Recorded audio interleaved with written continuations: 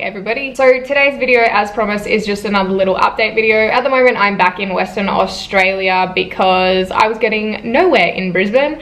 Healthcare was actually quite bad. I had gone, well, all up I think I'd bounced between 4 doctors, but like 2 I was seeing regularly to try and get answers, and once they diagnosed everything they pretty much just like wiped their hands clean and went, we don't know what to do. So after talking it over with my family and getting substantially more sick, it was decided that I come back home and we go see a family doctor here and devise sort of a plan and a way to tackle this. Within 2 days of coming back home, I saw my GP and she is a literal angel. Shout out to Susie.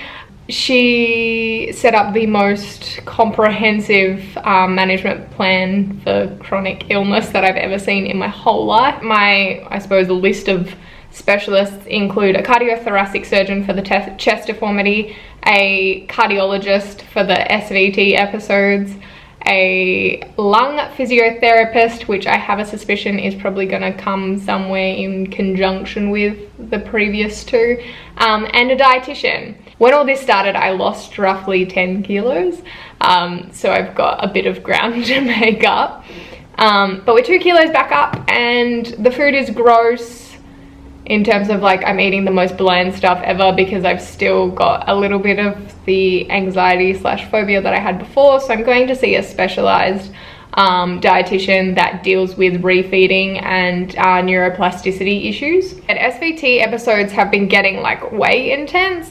So what happens is like I'm perfectly fine and then I start looking more white than I am, or grey as my mum calls it, and I normally get like tipped off if I'm gonna have an episode because my feet start going numb and I get really sensitive to light. I'll get extremely nauseous and dizzy, then my vision will go almost like I'm gonna pass out. And my lungs have started doing this thing where like the best way that they can figure to respond to an SVT episode is to start hyperventilating, which means I basically lose feeling from my hands to my elbows and my toes to my knees. So I can't walk at this time, and everything just gets a bit difficult. So that's been a whole thing. I get to see the cardiothoracic surgeon next Wednesday, so I'm hoping I'll have a bit more to say about that then. On that topic, I do have a bone to pick, but I will leave that till the end.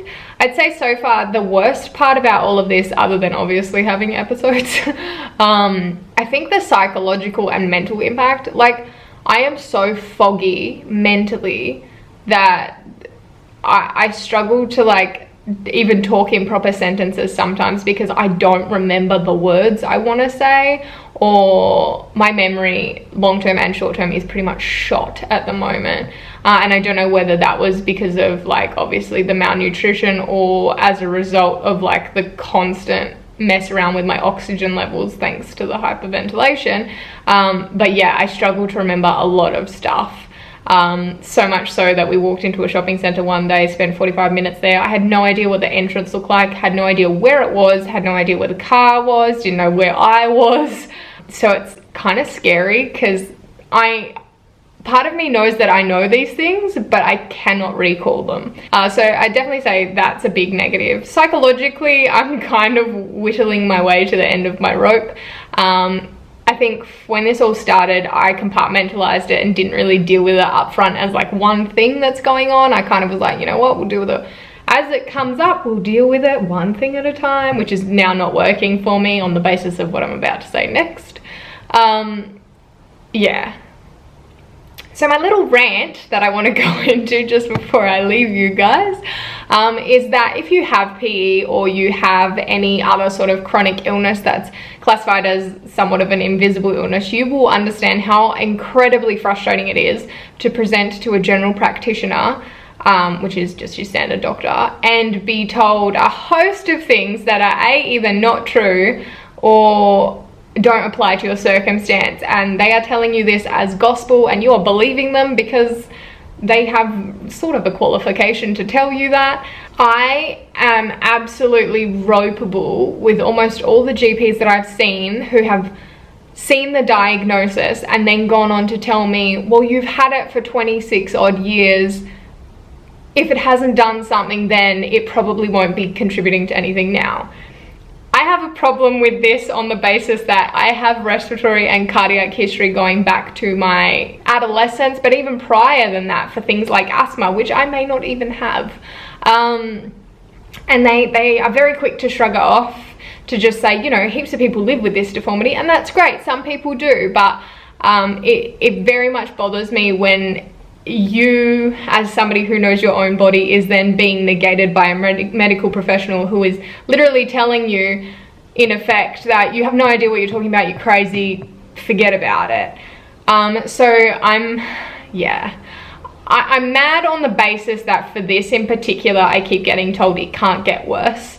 Now, on the basis of my own medical history, when I was a baby, nobody noticed it. When I was a child, it was very mild. Supposedly gets worse during growth spurts.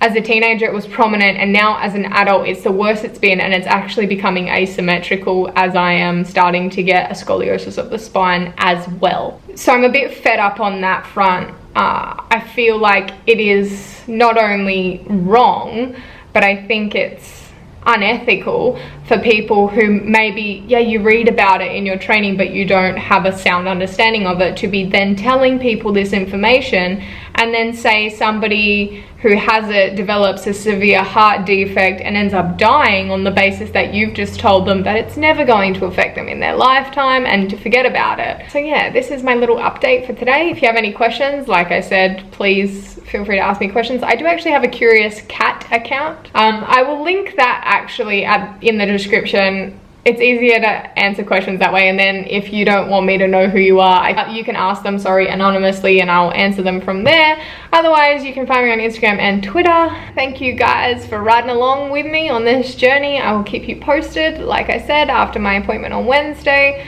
If you or anyone else suffers from an invisible illness or a chronic illness that isn't being taken seriously, stand up, make some noise. Someone's got to listen to you eventually. See you soon.